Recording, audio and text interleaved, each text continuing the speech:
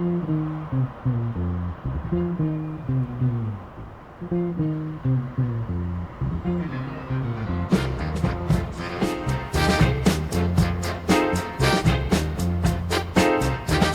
me, being a gangster was better than being president of the United States.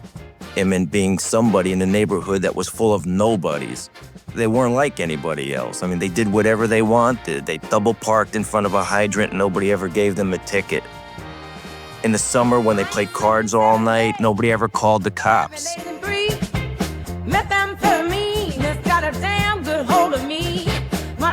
People looked at me differently, and they knew I was with somebody. I didn't have to wait in line at the bakery on Sunday mornings anymore for fresh bread. The owner knew who I was with, and he'd come from around the counter no matter how many people were waiting. I was taken care of first. Our neighbors didn't park in our driveway anymore, even though we didn't have a car. At 13, I was making more money than most of the grown-ups in the neighborhood. I mean, I had more money than I could spend. I had it all. One day, some of the kids from the neighborhood carried my mother's groceries all the way home. You know why? It was out of respect. Henry Hill wasn't just a movie character. He was a real mobster who lived in the shadows of New York. From the age of 11, he was running errands for the Mafia and eventually became an associate in the Lucchese crime family. His criminal life was an explosive mix of danger, power, and betrayal. But everything fell apart when he became an informant, revealing the Mafia's dark secrets. Until my mind was spun, I got 20 years to sit and think of what I've done. This life of sin has got me in. Well, it's got me back in prison once again.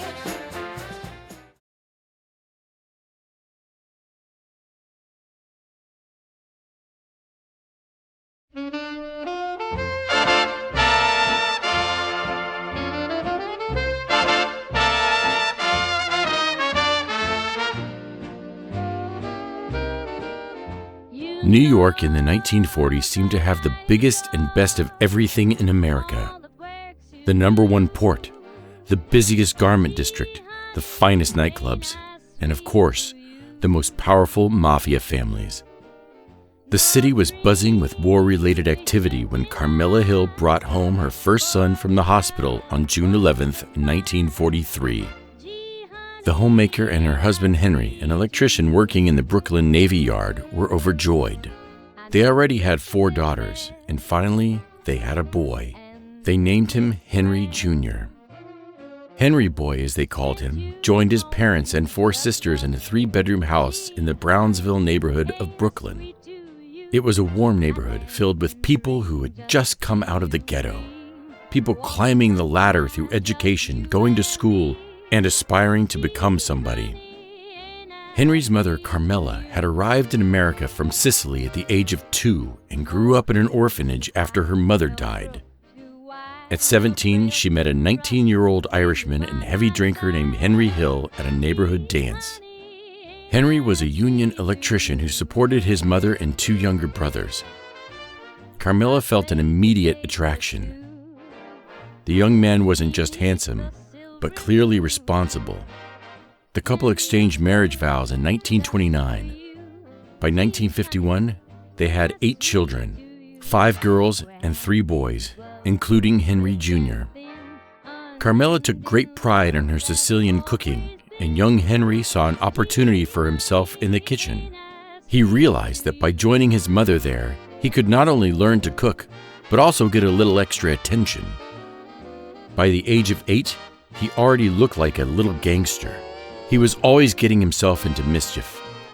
One of his favorite tricks was rummaging through his father's toolbox and leaving the tools scattered in the yard. Another was sneaking into the basement to drink his father's favorite peach liqueur. Even as a child, Henry was already very skilled at covering his tracks and letting someone else take the blame for his antics. I always admitted my mistakes, while he hid his and pinned them on me. I was always the one who took the blame for his mischief. Henry didn't just run from his responsibility. He often dragged others into his misadventures. One day in 1953, when he was 10 years old, he committed a petty theft by fishing coins out of the subway gates, bringing along his younger brother Michael, who suffered from spina bifida. A passerby, moved by the sight of Michael on crutches, gave him a few coins.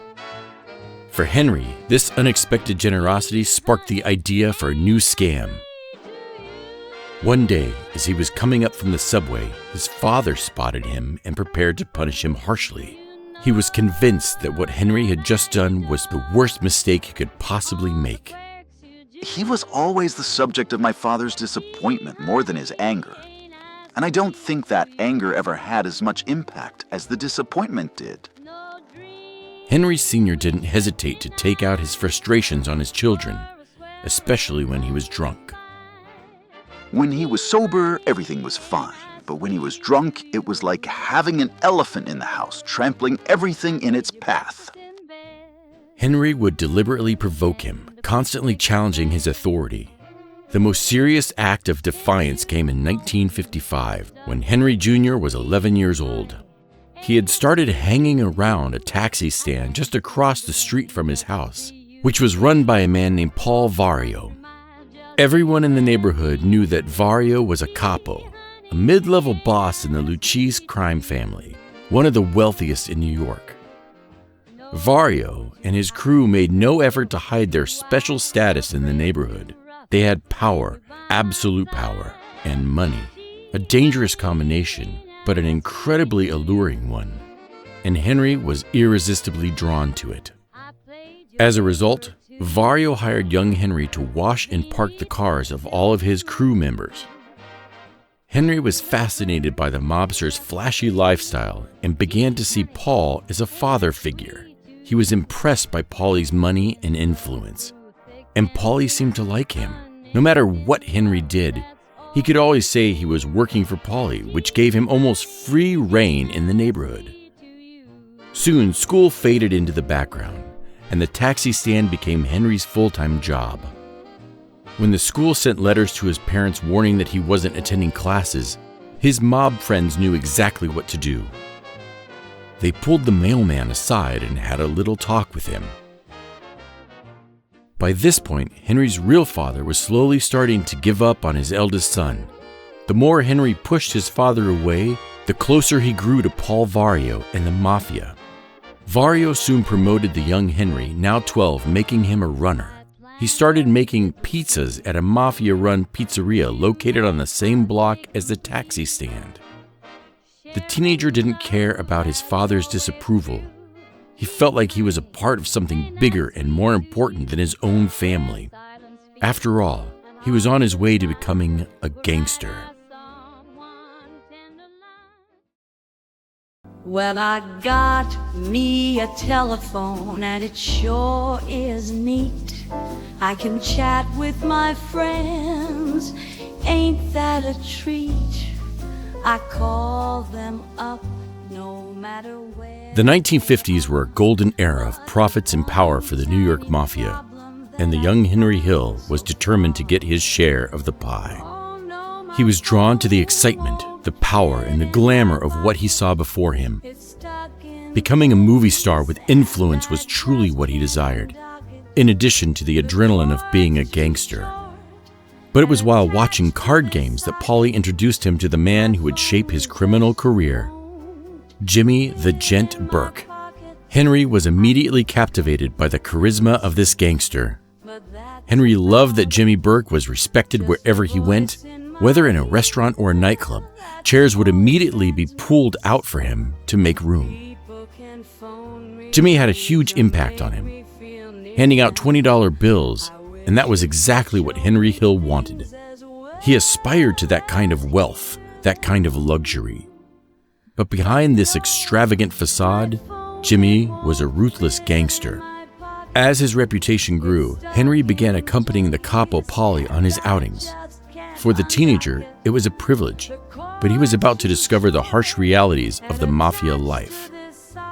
When Paulie visited his mistress, Henry thought it was just a routine visit, but the woman, madly in love, had made the critical mistake of contacting Paulie's wife. With Henry present, Paulie went to her house and savagely beat her with a baseball bat. He sent her to the hospital with a broken neck. This was a shocking lesson for Henry. The Mafia can forgive anything except an informant. Women, children, or anything else, if you break that code of silence, the consequences can be extremely severe. It was a lesson Henry would remember for the rest of his life.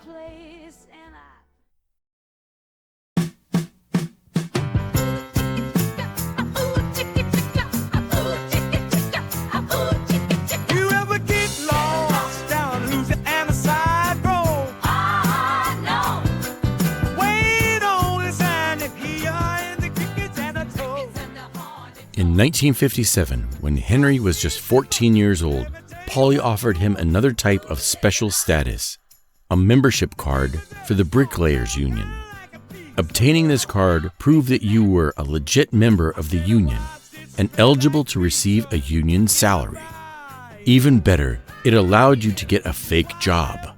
All you had to do was show up once a week to collect your pay. The card gave Henry access to any construction site in the city, allowing him to collect bets and payments. This was a particularly hard blow for Henry's father, who had hoped his eldest son would follow in his footsteps within the union. His only dream was to see his sons join him in the electricians' union, which at the time was an organization passed down from father to son. But Henry never made any effort to meet his father halfway, even trying to do things that would make him proud. The young gangster was more interested in pursuing his criminal career than pleasing his father. At 16, he had his first arrest for using a bad check. Just hours after the arrest, members of the organized crime world managed to get him out of the justice system, even celebrating his release with a feast. From that point on, he was inducted into the underground world. He took full advantage of everything the Mafia lifestyle had to offer: easy money, beautiful women, and the best tables at New York's most popular nightclubs. Yet, a part of Henry remained loyal to his real family and his father's values, including patriotism. In 1960, at the age of 17, he enlisted in the Army as a paratrooper. His father was more than happy to sign the papers for his underage son. He was assigned to Fort Bragg in North Carolina, where he became a cook and a member of the prestigious 82nd Airborne Division. Whatever reasons had pushed Henry to enlist quickly faded, and the Army became just another business opportunity. He started practicing usury, organizing underground betting, and even selling stolen food from the kitchen. As a result, he was eventually arrested and discharged from the Army in 1963. At 20, he was back in Brooklyn and rejoined Vario's crew. He did everything the Mafia asked of him: usury, extortion, and even transporting stolen goods. Over the years, he reconnected with Jimmy Burke, who at the time was working as a cargo hijacker for Vario, specializing in stealing goods at John F. Kennedy Airport. Aware that their Irish origins kept them from fully integrating into the Mafia, the two men developed a close and lasting relationship. Henry began transporting the cargo Jimmy stole from JFK Airport, including electronics, jewelry, and clothing. He had certain qualities that made him a successful gangster. He was an excellent hustler with a natural charm. Women were often drawn to his ease, including a 19-year-old dental hygienist from Long Island named Karen Freed. Like many young Jewish women from the Five Towns area of Long Island, Karen was drawn to this type of Mafia gangster like a moth to a flame. In 1965, after only 3 months of dating, the couple ran away to North Carolina to get married. Upon returning to New York, Henry converted to Judaism, and the couple held a Jewish wedding. But Karen's parents were far from thrilled that their new son-in-law was a gangster. As for Henry's parents, they had no problem with his religious conversion, but his father strongly opposed the guest list and refused to attend the wedding. He walks by every day at school, and I feel a fool. My heart skips a beat, but I turn away. I don't know what to say. He doesn't know my secret love for him. Where do I begin?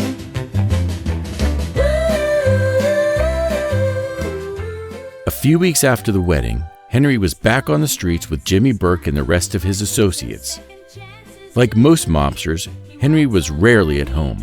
He roamed the neighborhoods, setting up scams. He excelled in illegal gambling, loan sharking, and underground lottery schemes. He, Burke, and the members of Paul Vario's Mafia crew stole anything of value on the black market. At first, Karen managed to turn a blind eye to her husband's criminal activities. Then, in December 1965, he was arrested for transporting untaxed cigarettes across state lines. He spent a few hours in jail and paid a fine. Karen could no longer fool herself into thinking Henry was just a regular union tile setter. Rather than get angry, she fully embraced the mafia lifestyle. She saw the money, and she appreciated it as much as Henry did. Karen became a female gangster. A year after their marriage, they had their first child, a boy named Greg.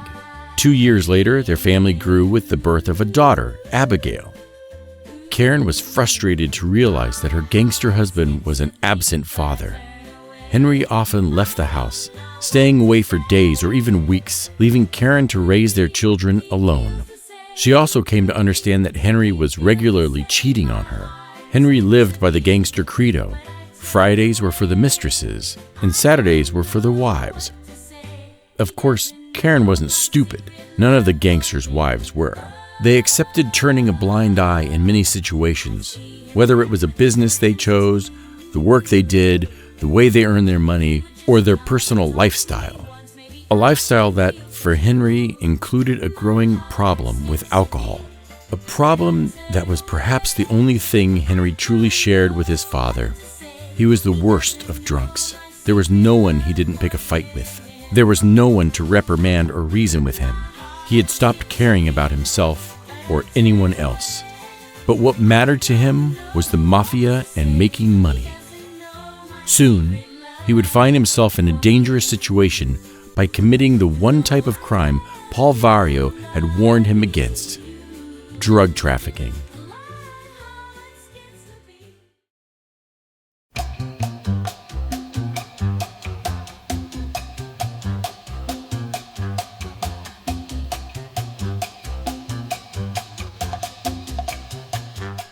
In the early 1970s, Henry Hill had firmly established himself within the New York criminal underworld.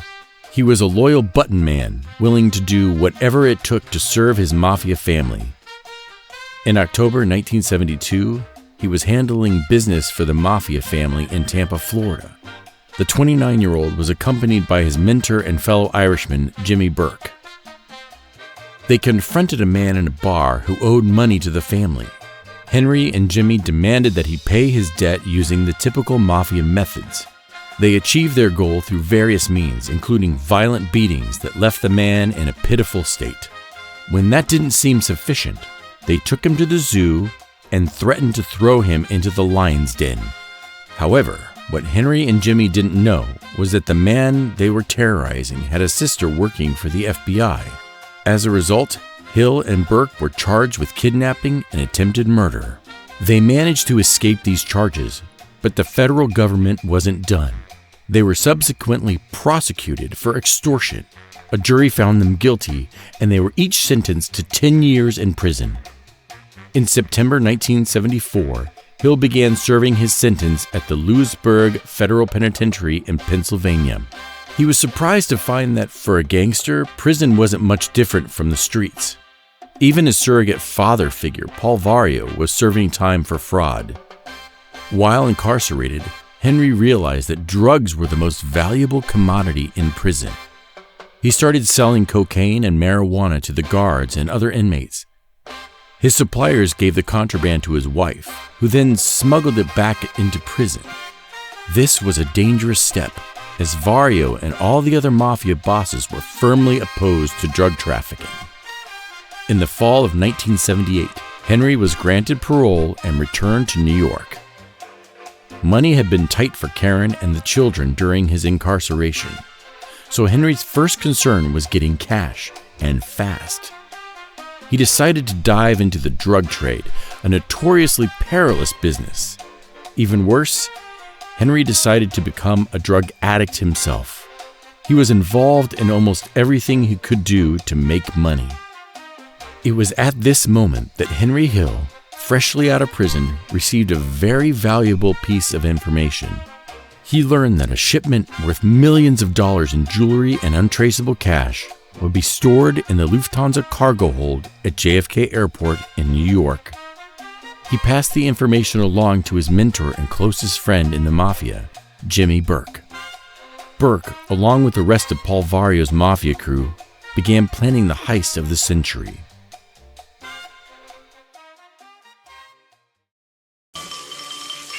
Nobody knows for sure just how much was taken in the daring pre-dawn raid at the Lufthansa cargo terminal at Kennedy Airport. The FBI says $2 million. Port Authority police say $4 million. The city cops say $5. Lufthansa has not said anything, but they promise to break their silence soon with a press conference. And the WINS will be there to cover it live from the scene of the heist at JFK. It looks like a big one, maybe the biggest this town has ever seen.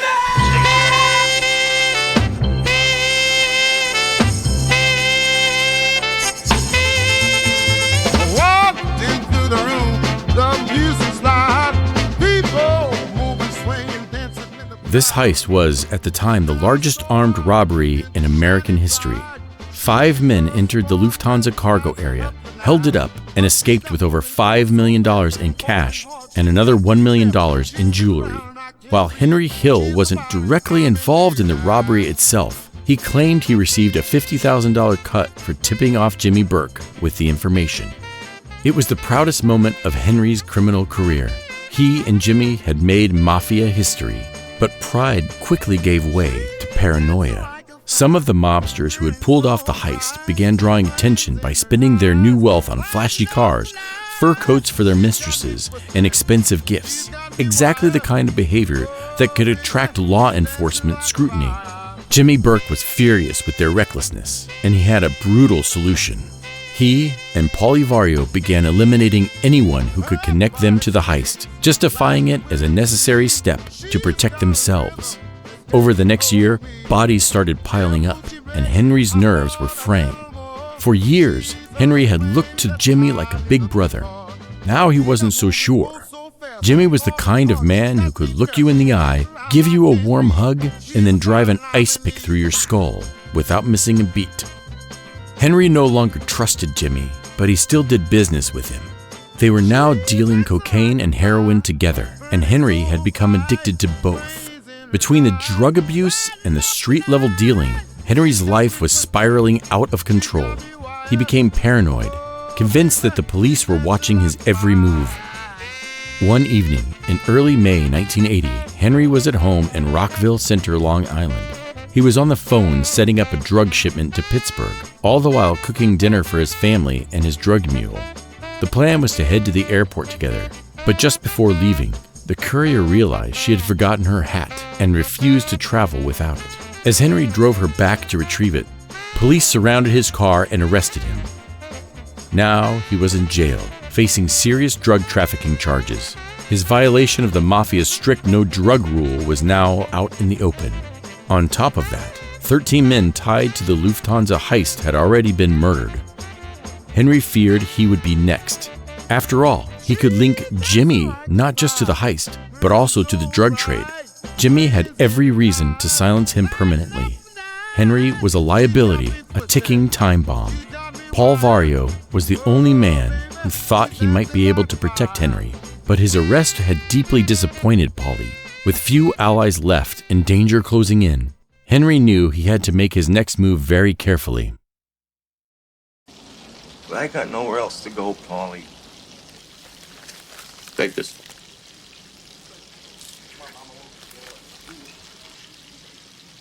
Now I gotta turn my back.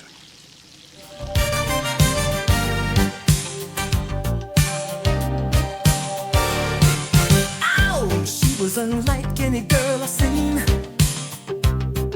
Moonlight skin with an emerald sheen. Every time Henry Hill got into trouble with the law, his New York Mafia friends were always there to help him, but not this time. In May 1980, he was incarcerated in a Long Island prison, charged with drug trafficking. His wife Karen was also indicted as an accomplice, having been caught helping Henry manage his drug business. Henry, then 36 years old, knew that if he went to trial, wiretaps would reveal that his mob associate Jimmy Burke was involved in cocaine and heroin trafficking. He feared it was only a matter of time before he and his family would be killed.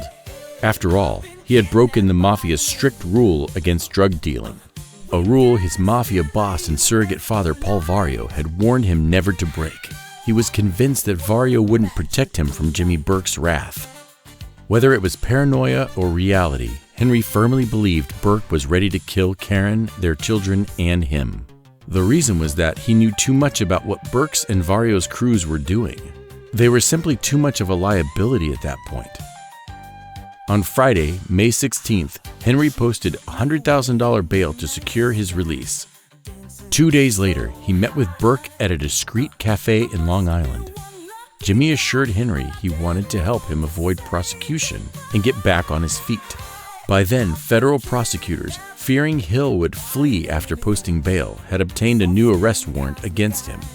They told the judge they needed Henry as a material witness, someone who had first-hand knowledge of criminal activity. Henry would have to talk, or he and his wife would go to prison. On May 23, 1980, Henry Hill agreed to testify against the Mafia and entered the Witness Protection Program.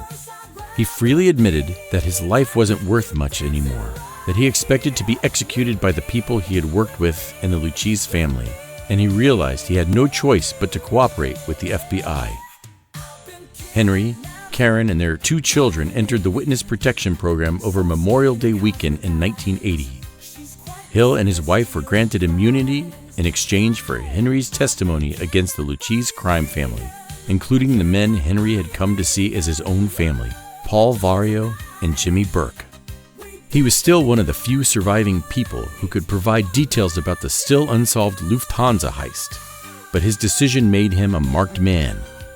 He became public enemy number 1 to everyone involved in organized crime. As a result, he and his family relocated to a modest home in Nebraska, but he regularly flew to New York to provide information and testify in court. With Henry's help, the government was able to convict Paul Vario for fraud and extortion, and Jimmy Burke for murder. It was somewhat difficult for Henry to testify against Vario and Burke. He had a long-standing relationship with them, had known them since childhood, and saw Vario as a father figure and Burke as an older brother. Henry's testimony helped send up to 30 made men to prison, but he was never able to provide enough evidence to prove that he had orchestrated the Lufthansa heist. No one could corroborate Henry's statements, as most of the other participants in the heist were dead. Far from the streets of Brooklyn, Henry's life as a government informant was miserable. His drinking and drug use spiraled out of control and eventually blew his cover. The first time he blew his cover, the Justice Department relocated his family to a small town in Kentucky. There, Henry and his wife also faced difficulties. Karen kept calling her parents. Moreover, whenever Henry drank too much, he would confide in strangers telling him that he was a Mafia informant. So they were moved again, this time near Seattle in Washington state. But Henry simply couldn't stay out of trouble. One day in November 1980, his lawyer in New York received a strange call. Henry told him that he had just married Sherry. The lawyer grew concerned about potential bigamy, reminding Henry that he was already married. Henry justified the act by revealing he had used his new name to legalize the marriage, thus bypassing the law. Eventually, the lawyer had the marriage annulled, but the 39-year-old ex-convict had bigger problems. In 1982, he blew his cover for the last time. After 2 years in hiding, Hill, his wife Karen, and their 2 children were expelled from the Witness Protection Program. Henry's relationship with the federal government was fragile. So was his marriage. Their relationship began to deteriorate a few years after entering the program. Henry was a person who cared only about himself.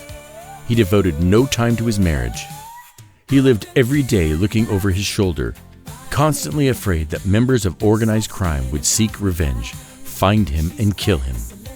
But when his past caught up to him, it wasn't in the way he had expected.